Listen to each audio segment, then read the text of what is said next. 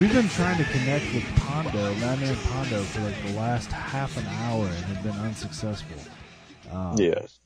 So yeah, we've tried just about everything we can try.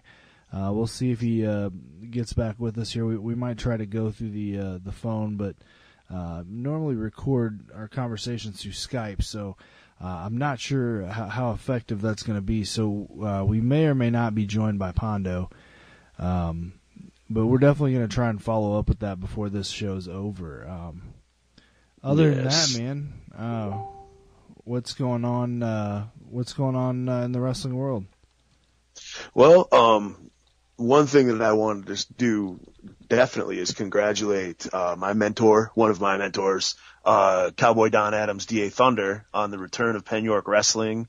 They had their first event since like 2001. This past weekend, seems like it was pretty successful, and he's actually opened his own training facility in, Pennsylvania. So if you're out that way and you're looking for somebody who is old school and will teach you the right way to get into the wrestling business and teach you, respect and, just the stuff that it takes not to be a big jack off. And also is a hell of a professional wrestler. Go get trained by Don Adams, man. Hit him up on Facebook, Penn York Wrestling, and get with him, man. Because super cool that he's running again. He's a good guy. Really, really has a good mind for professional wrestling. So, he taught me a lot, which, I think I learned all right. So, Well, that's definitely a subjective. Yeah, whatever. So what's did you watch Raw tonight? For people who aren't familiar, we do run a week behind. So as of right now, Monday Night Raw is going on.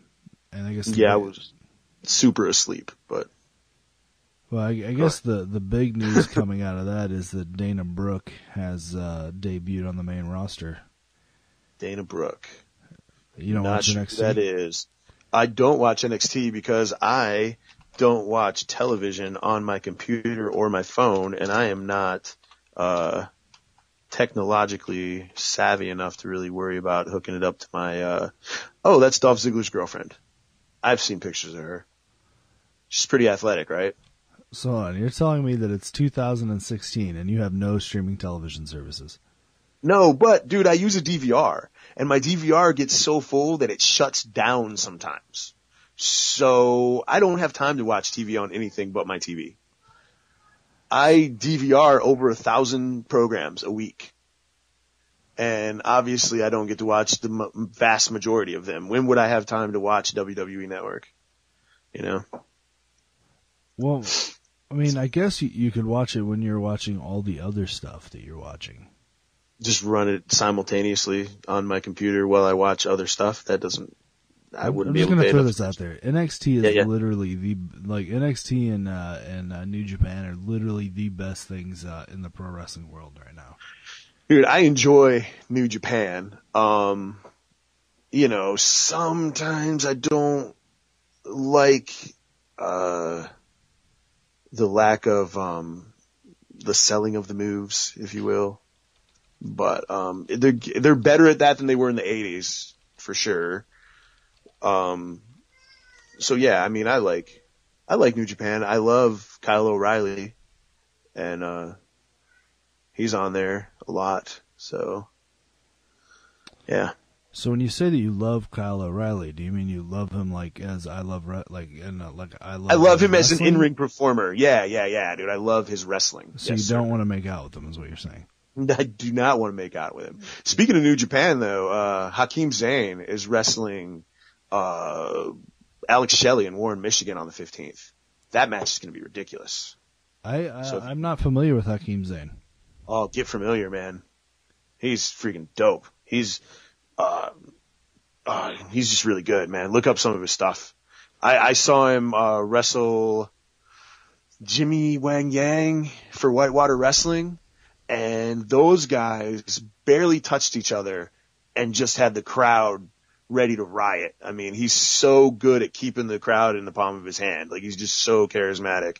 And then, saw him and Jake Omen and him and Scotty Young. All three of those matches were really, really fantastic.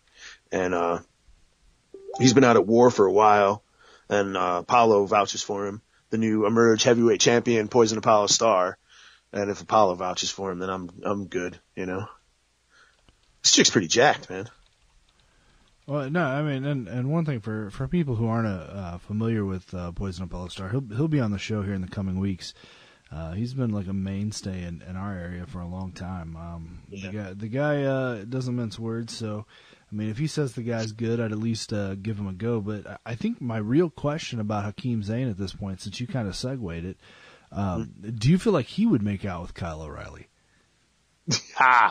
You would have to ask him that question, because I don't know the man on a personal level. You know who might make out with Kyle O'Reilly? Who?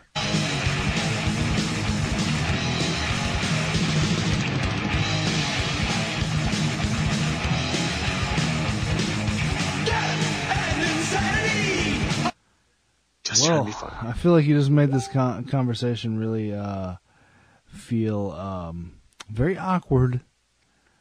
And I don't even know if we should be friends anymore, Keith. That's where we're at with this. Is it that bad? No, I'm just playing. We're still friends, but I'm definitely editing that out. So people are going to be listening to pieces of this conversation, wondering why it even happened. So, yeah. I don't know if you're just messing with me, or if you're really going to edit it out. I'm editing that out, dude. That being said, what about the biggest news going on in the wrestling world right now about the TNA and WWE throwdown on the Evolve show? Oh, Ethan Carter and somebody Drew Galloway, yeah. Drew Galloway's not in the WWE anymore. Yeah, he's the TNA champion. And right. Ethan Carter's not in TNA anymore. Or not in, I meant to say WWE. Dang it, misspeaking. That's right. That's, neither one of those guys is in WWE anymore. You really have your finger on the pulse, on the friggin' pulse of the internet. How is that a TNA WWE throwdown if neither one of them is in the WWE anymore? You don't even read wrestling news, do you? Occasionally, when it pops up on my internet feed.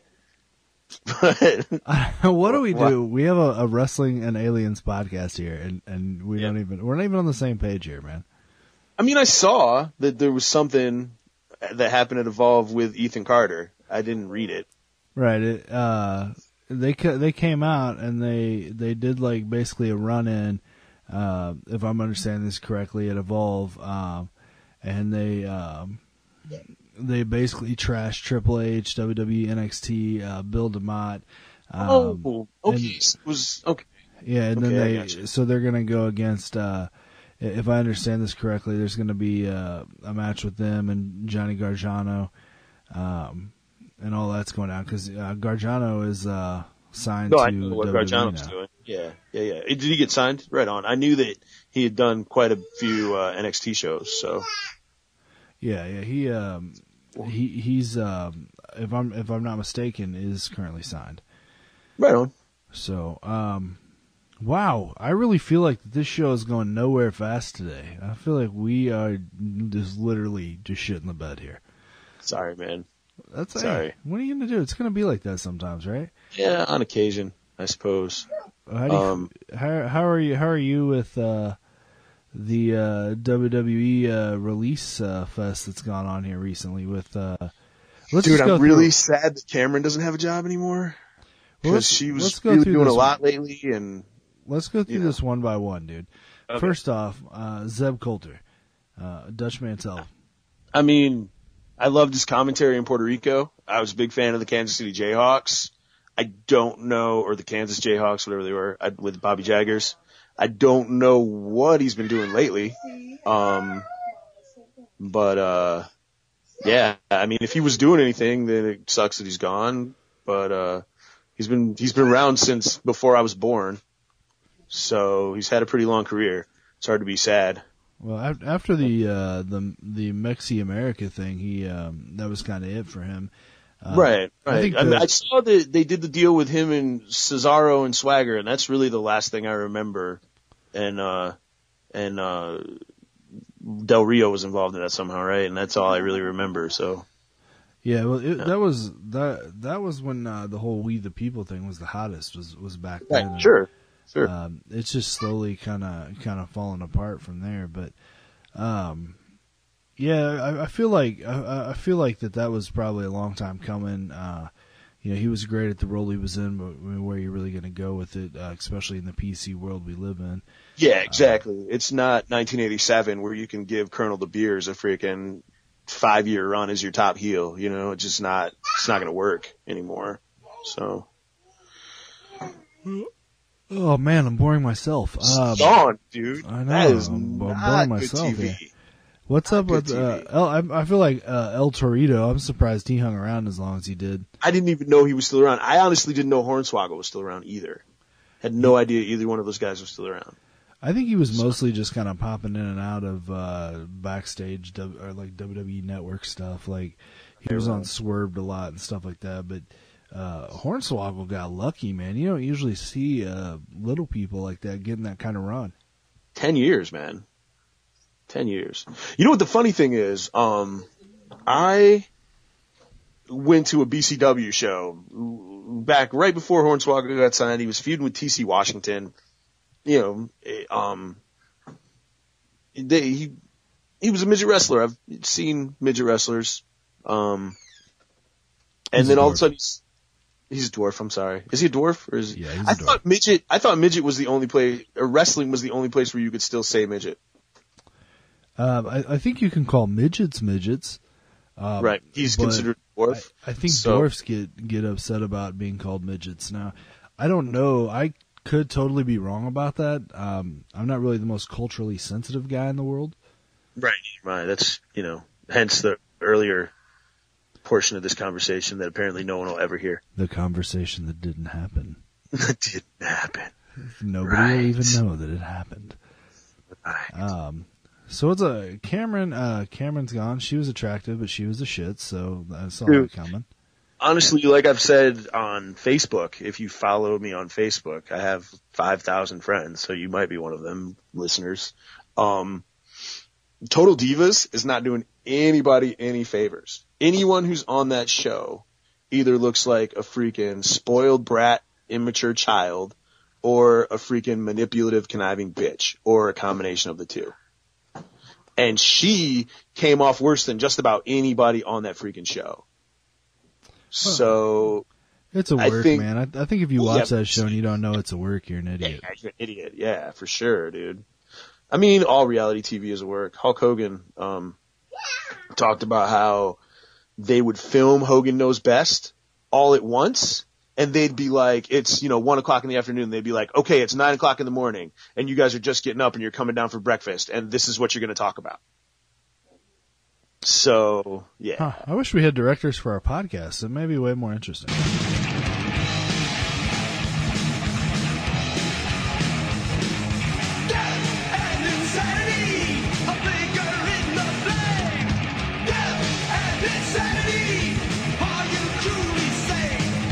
Started that. That's not how I remember it. You what? And it is Prophet FM. It's not Keith FM. So something tells me that it's going to be edited in my favor. Nice. That's awesome. Welcome to the miracle of the internet. Yeah, buddy. Did you know that there are multiple Brandon Prophets on Skype? I know there's a hockey player named Brandon Prophet. Right on. Yeah, there's like 6 or 7 multiple Brandon Prophets on Skype. When I was looking to try to add you in for this conversation, the first thing I looked for was Brandon Prophet. But, I think eventually. Oh God, yawning again. Dang, I'm tired, man. I've been up today, but I think eventually that I'm going to edit out this. Eventually, we may even phase out the Prophet FM. Who knows, man? Maybe it'll just become John Barker as a virus, like my old website. Nice, dude. I just found a picture of Becky Lynch and that Dana Brooks chick's abs. It's really cool. Yeah, dude. I mean, I'm gonna be honest with you, man. They're both attractive ladies. It definitely Becky Lynch tips the scale for me, but I love You know what really surprises me looking at this list of people that got fired, though? Santino Marella, I thought that guy was long gone. Yeah, I didn't know he was still around either. No clue, man. He was super entertaining as long as they kept him on TV, you know. But the problem with Santino Marella was, from a fan's perspective, he was a loser. And it's hard to overcome that. When all you get is fluke wins, or you get the crap kicked out of you all the time, it stops mattering how funny you are and how good your matches are. Honestly,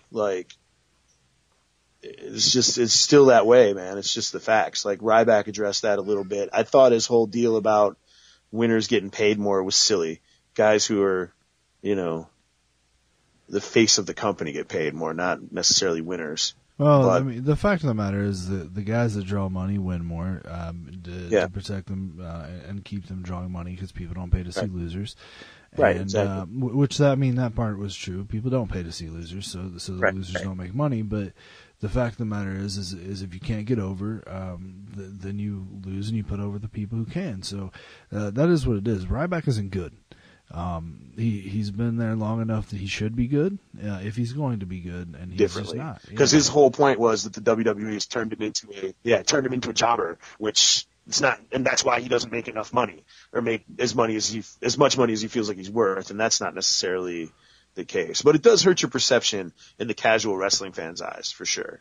Well, a lot of people in the WWE are victims of poor booking, and a lot of wrestlers were kind of victims of the whole yes movement with Daniel Bryan. Roman Reigns, of course, being the biggest one at this point. Right, and there's nothing wrong with what Roman Reigns does. You know what I mean? If there was no internet and no freaking yes movement, I think people would love Roman Reigns. The wrestling fans that I know who watch wrestling and there are still some wrestling fans who think that it's a shoot, believe it or not. They love Roman Reigns, dude. They freaking love him. So the issue with Roman Reigns is this. It comes down to two things. One, all promos are scripted, so you don't teach guys how to stand out on their own and how to connect to people. And they've given him some of the worst written promos of all time. You can't even deny that. Absolutely. Who in 2000, whatever it was, 2014 or 15, whenever he said it, who thinks it's a good idea to have the guy who was the silent badass, and that's why he got over, say suckering succotash on live television. Right. You know what I'm saying? Right. This is not 1962. It's not going to be over. It might have worked. Yeah. And I doubt that it even would have worked back then because the wrestlers then were all men's men. You know what I'm saying? Yeah. The second thing is everybody wanted Daniel Bryan to win so bad that they shit on everybody else, and that just kind of carried that momentum. If he would have won the Royal Rumble the year before, the fans would have been okay with it. Yeah, of course, right. Yeah, because they were into Roman Reigns, at that point in time. I remember. And they just wanted anybody but Batista, anybody. Right. But they didn't pull that trigger, they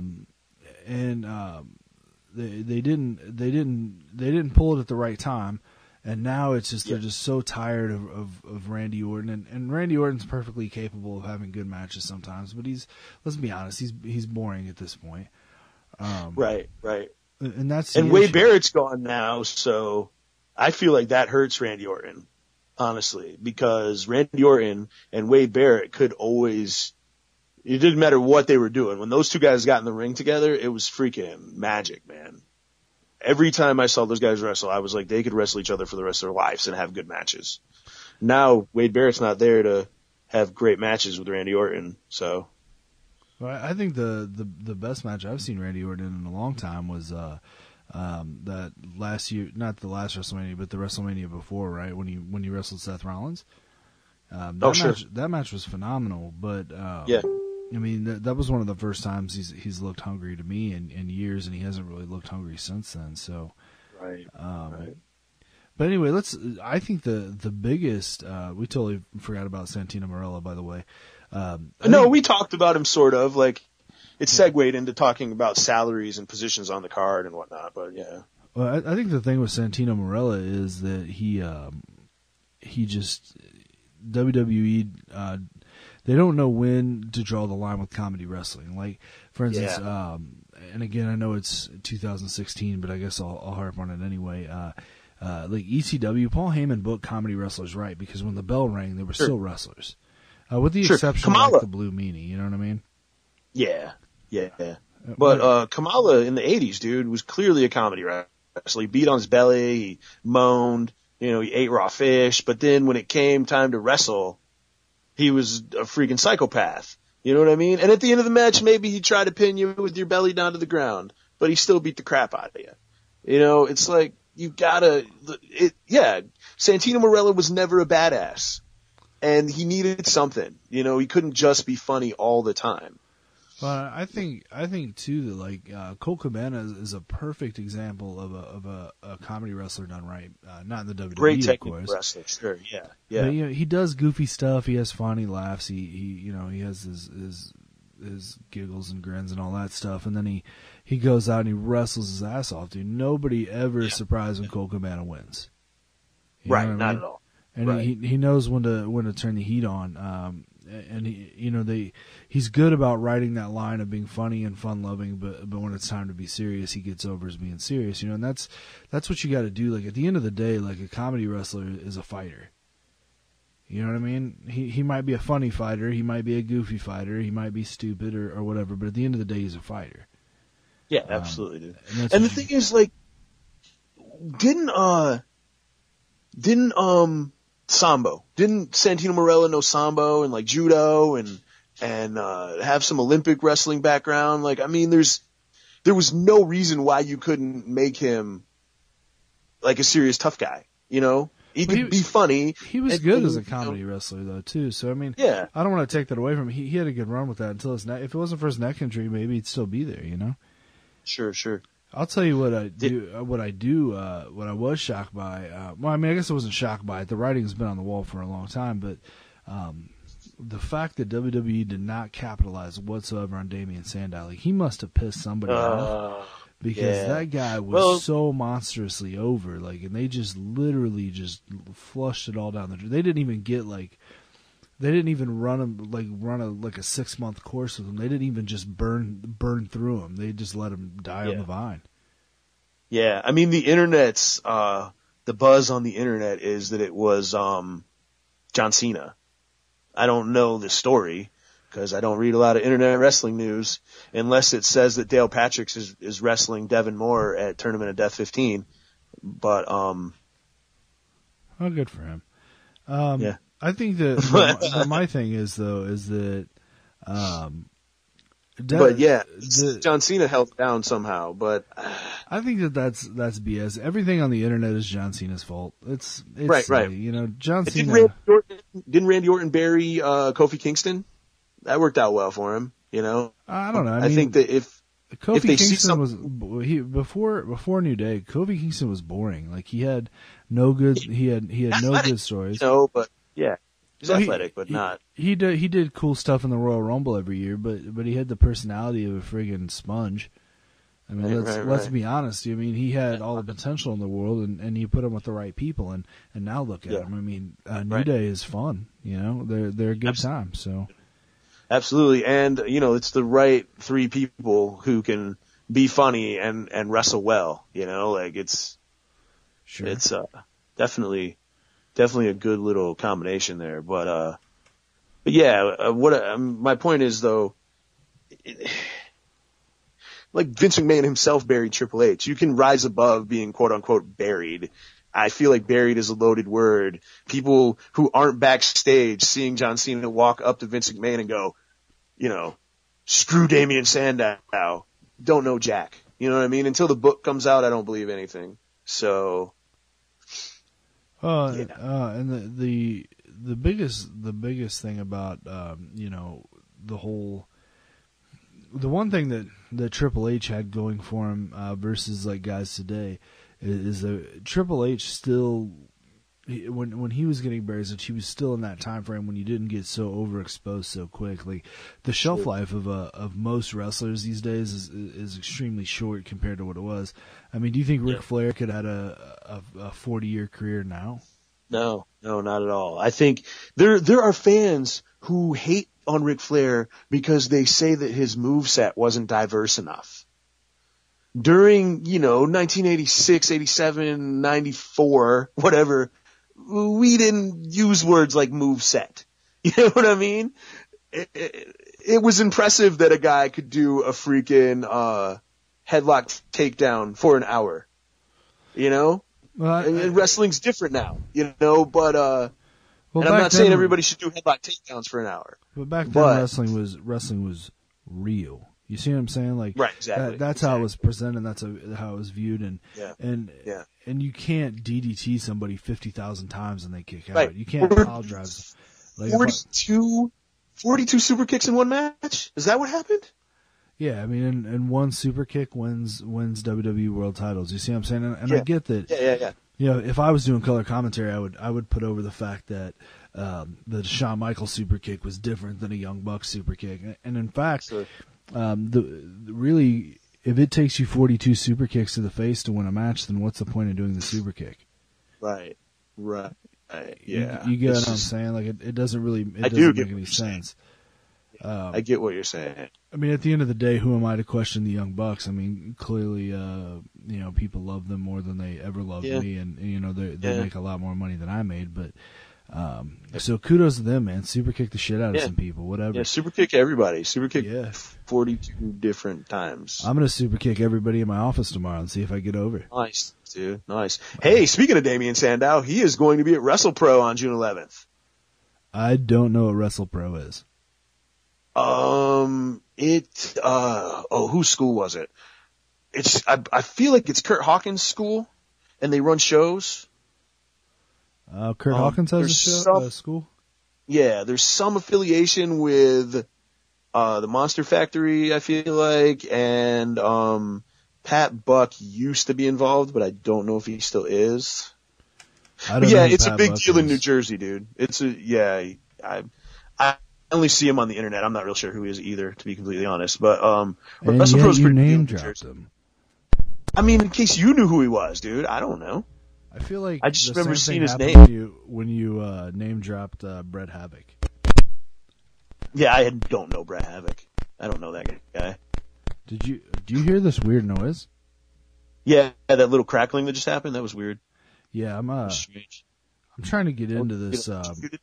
I totally want to change gears here. And I want to go in a. By the way, Bret Havoc is my friend. Just so you know. Okay, I'm not hating on Bret Havoc. I mean, Bret. I just want to be clear to you. Bret Havoc is a decent talent. Like, I wanted to when I had booking say in IPW, I had ideas for Bret Havoc, and unfortunately he rubbed somebody the wrong way. And I'm not. I mean, I'd tell this. Yeah, I'd tell the story, but I'm not 100% sure what it is anyway. So, if it's the story that I'm familiar with, we can talk about that some other time. Yeah, I don't even remember 100%. The only, I'm not 100% sure, to be honest with you. So I'm not even going to get into something that I don't even know is the truth. Absolutely. But yeah, I just didn't want anybody thinking that I was dissing Bret Havoc when I said I don't know Bret Havoc. Bret Havoc is a friend of mine. I mean, we haven't talked in a couple of years now, probably, but we still have each other's phone numbers. And actually, I just saw him like 8 months ago. So whoops. But yeah, Bret Havoc's my friend, dude.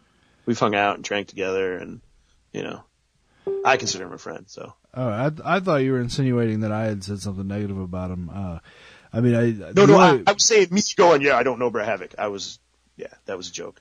Okay, I was going to say, the only thing I ever said about Bret Havoc is that nobody listening to the show really cares all that much at the end of the day. And that's the honest truth. And I think that most indie wrestlers have to be real about that. Like, I know that a lot of indie guys like to live in this fantasy where they're all superstars and everybody has a fan club and all that. But, let's be honest, man. At the end of the day, like, again, as I stated before, in past shows, wrestling was my full-time job.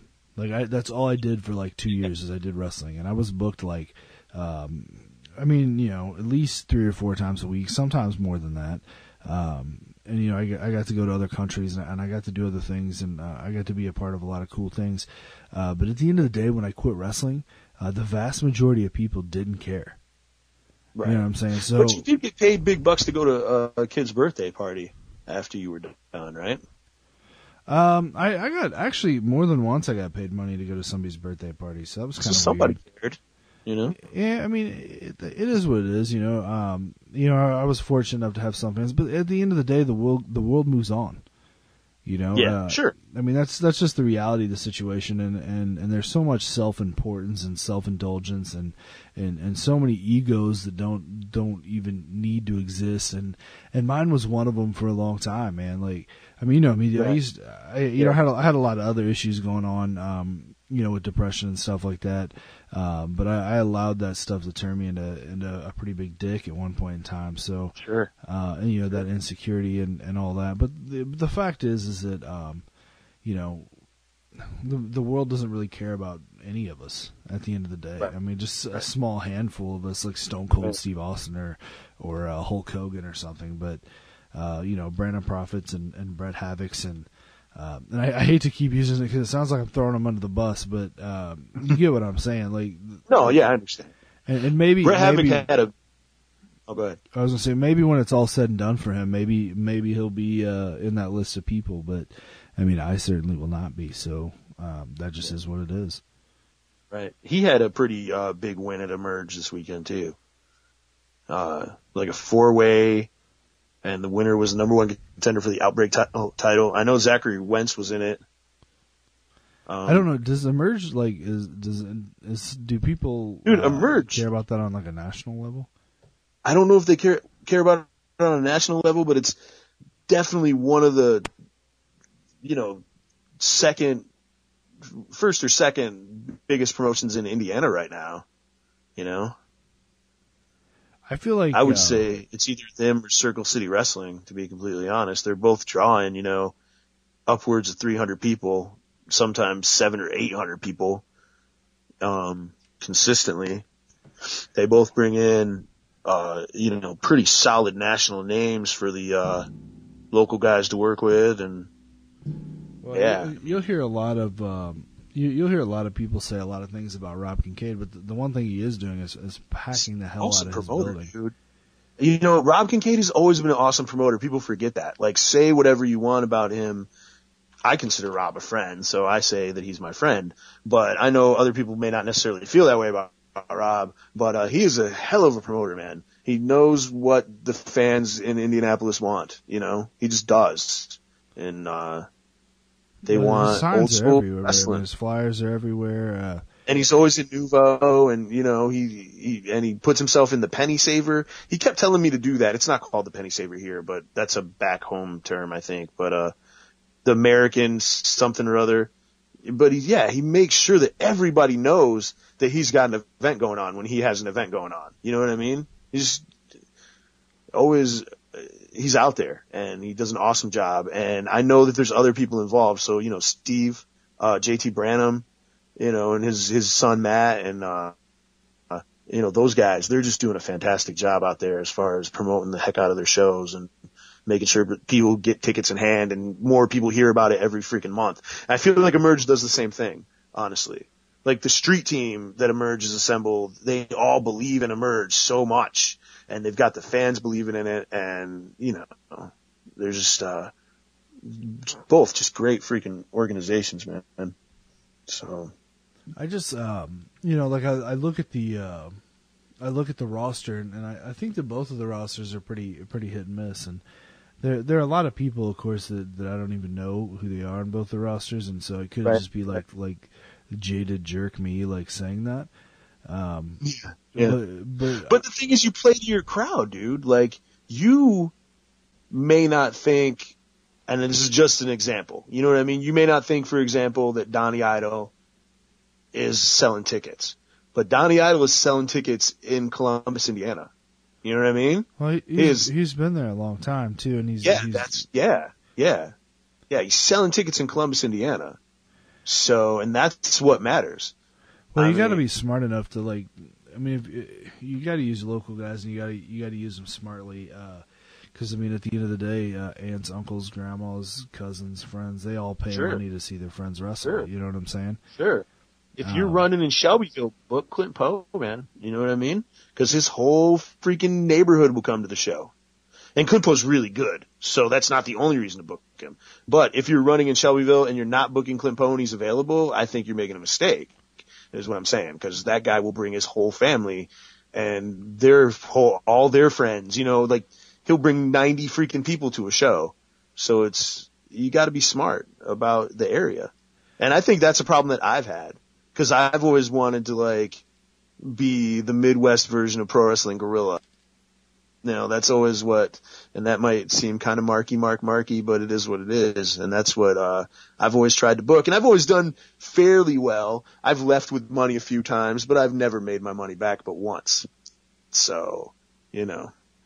I think, too, if I'm just being honest, too, I mean, we're friends, so I'm not saying anything I haven't said before, but I think the mistake that you and I think that Rob makes it too. I think that, I think that there, and I know I've talked about it in past shows with IPW too.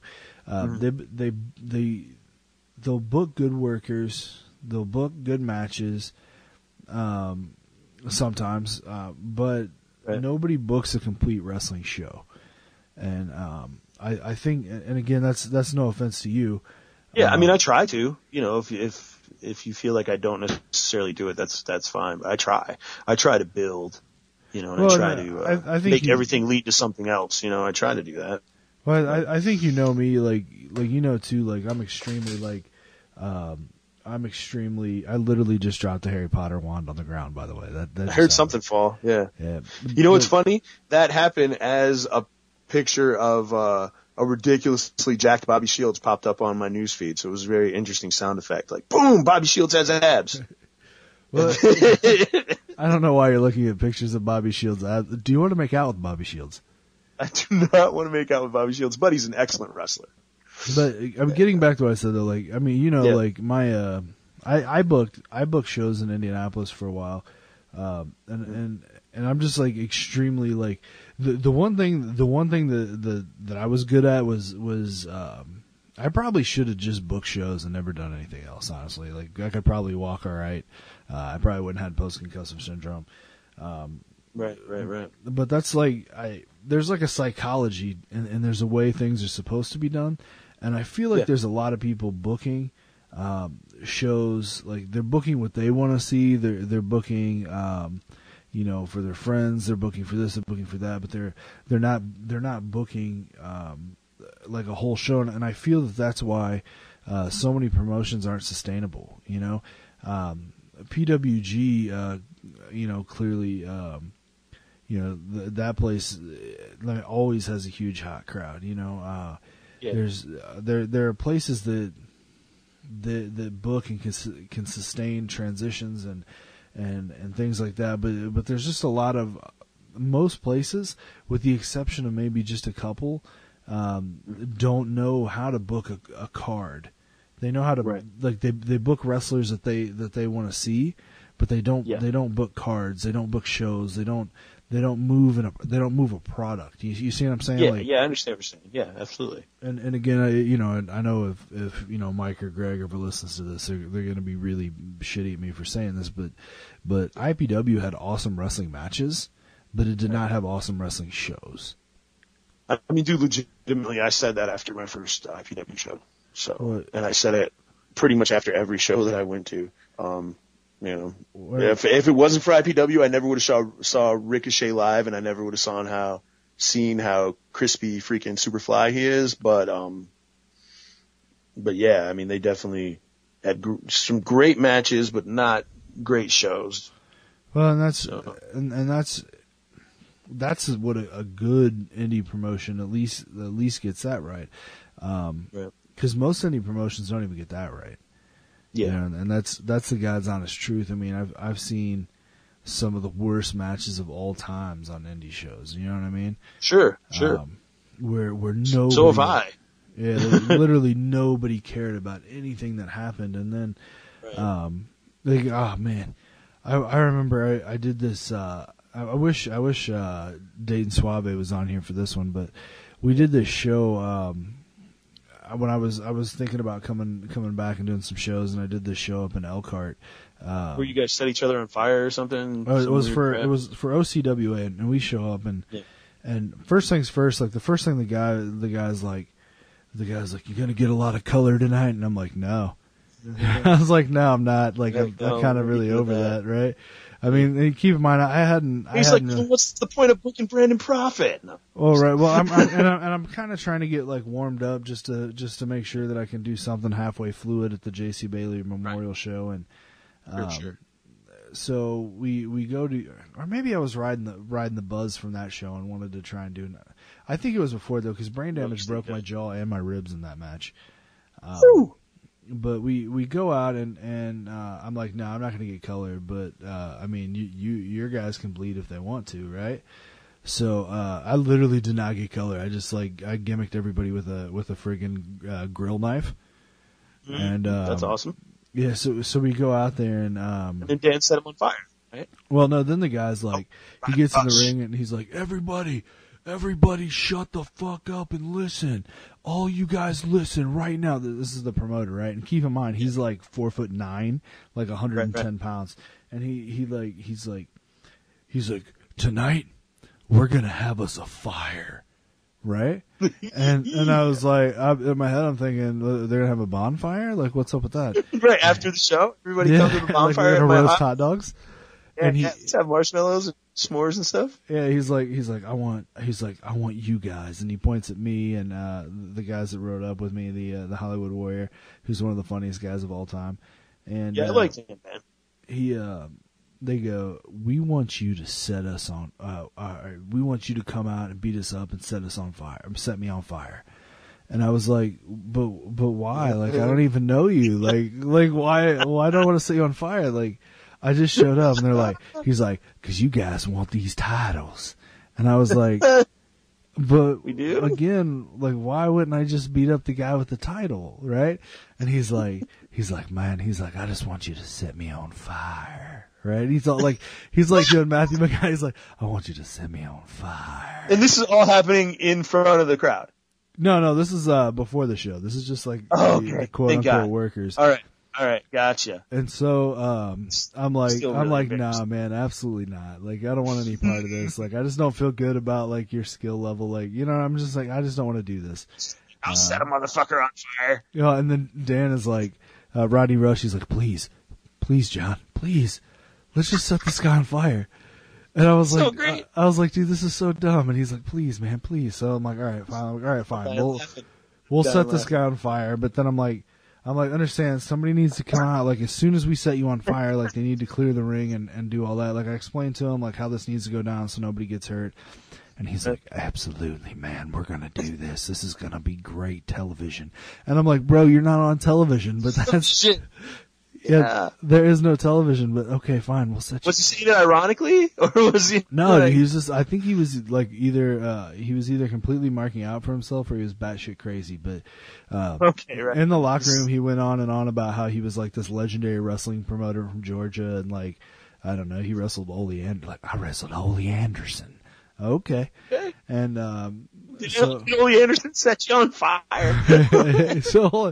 So then his like this guy who he was such a nice guy, man, and I kind of feel bad. I don't know what his name was, but he was like like a redheaded. Well, I guess the Undertaker's redheaded, but he was like a super redheaded, like methed out version of the Undertaker, and that's all. Yeah, he literally weighed about like 9.5 pounds, and he like. So this guy was like, he was so nice, man, and he was all for like everything we wanted to do, and he's like, absolutely, man, great.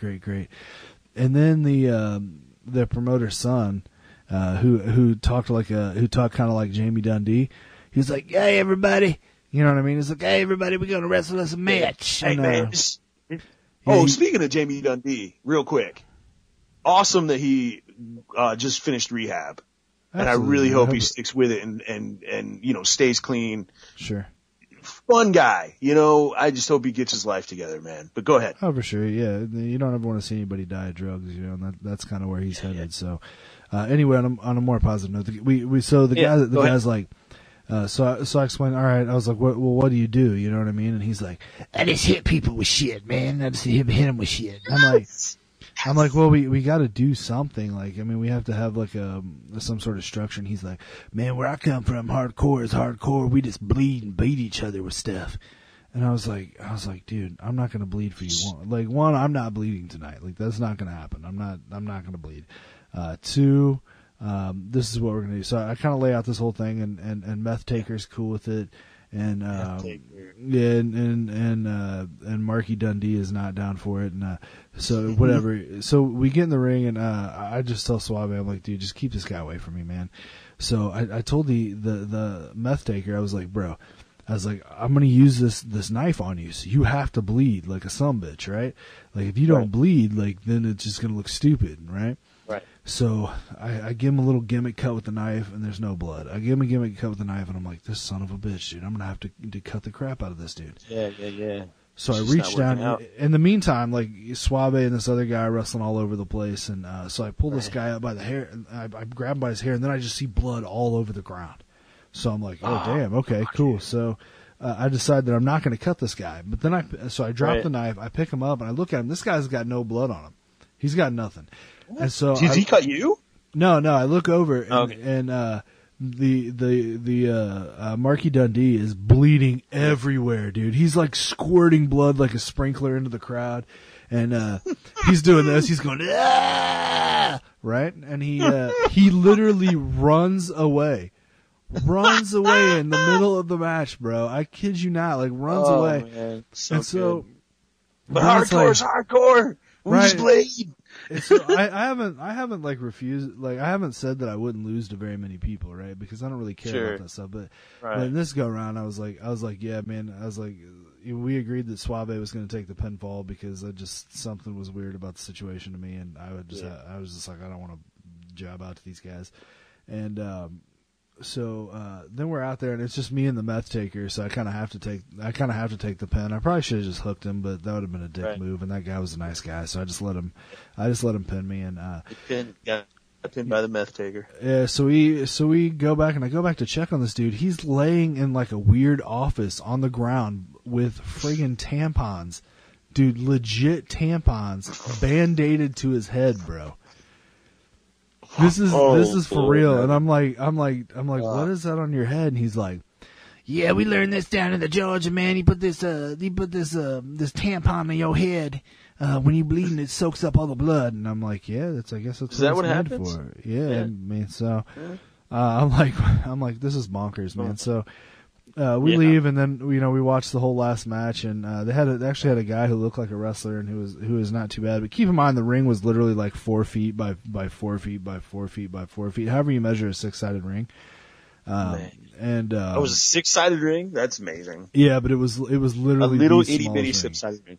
Yeah, like my king size bed is probably as big, if not bigger. But so we go out and we set the owner on fire. And we're standing there, and nobody comes out, right?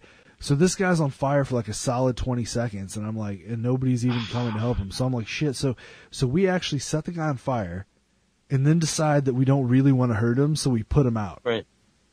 You should have body slammed him, dude. Body slamming him probably would have put the fire. I'm not going to burn myself.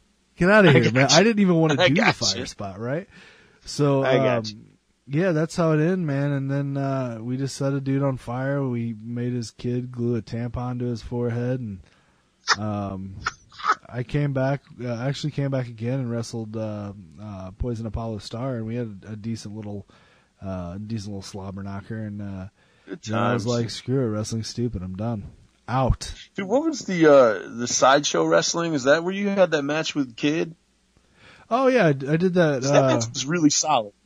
I like that match a lot, man. Honestly. I did that for Ace Craft. I love Ace Craft, and he asked me if I'd be interested in doing it, so I went ahead and did it. We didn't do a whole. I actually hurt my back in that. Like that was one of like the 6 matches I've done after I was like, I'm not wrestling anymore. And yeah, it was fun, man. I think that people forget that, like, at one point in time, like, I did regular wrestling matches. Right. You know what I'm saying? Like, I didn't just nobody got set on fire when you wrestled Kid. I remember that. No, man, we just had fun. We just had like a 10-minute, like, you know, I talked shit to everybody in the crowd. They all wanted to kill me. He got, like, he had a huge face. It was fun, man. Like, it was just fun, like old school wrestling in front of a good, like, live, happy to be there crowd. And, yeah, really, I like working with Kid. I'd worked with him more than once, Joey Owens, right. Joey Kid Owens. You know, I've wrestled with him multiple times, and every time's been easy, man. It's always a walk in the park. The guy is a complete professional. Sure.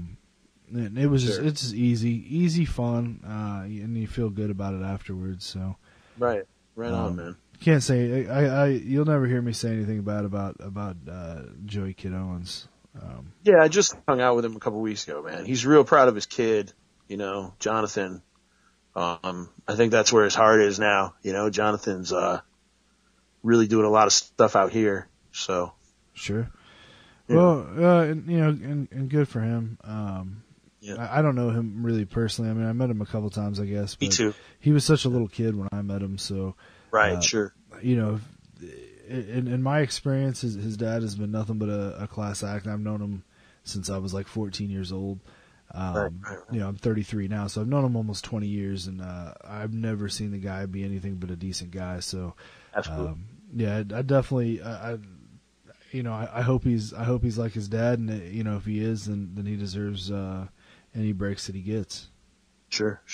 So, I mean, do you want to talk about aliens before we wrap this thing up, man? We literally have like 1 minute. Yeah, you want to talk about aliens for 1 minute or no? Why don't we do this? Let's actually talk about the Black Knight satellite some other time. Okay. Because we're out of time.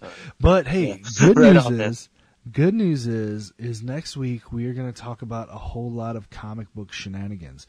We're going to try and stay away from wrestling as much as possible. We have all we talk about is wrestling. Yeah, I know, and I don't even like wrestling, so I'm not sure what's up with that. I don't know either, man. But here's the deal. Next week we're going to have comic book writer. It's top secret. I'm not going to name any names right now, just in case it doesn't. Did you already post on Facebook who it was going to be? I might have, but I saw it and I shared it, so you definitely already posted it. But I'm not going to say the name for next week for sure until we actually have him on the phone. Seeing as how we weren't able to get Pondo in. But it might be a solo interview if you can't connect me. But yeah, go ahead. Yeah, he is he is written for Image. He has written for Dark Horse. He has written for Marvel Comics. He actually wrote Doctor Strange, I think, for Marvel Comics, and he has written for DC Comics. So, for everybody, all the big names. Well, and awesome. I'm just gonna say this: if you're a fan, this is the only clue I'm going to give you, and unless you're completely inept in a Google world, this is going to give it away. But if you're a fan of Five Ghosts, and you should be, then you definitely want to listen to the next show. Right on. So there you go, man. I guess that's it for Prophet FM, and I'm Brandon Prophet, and for Keith Miller, we are out. Later. Yeah, sex face.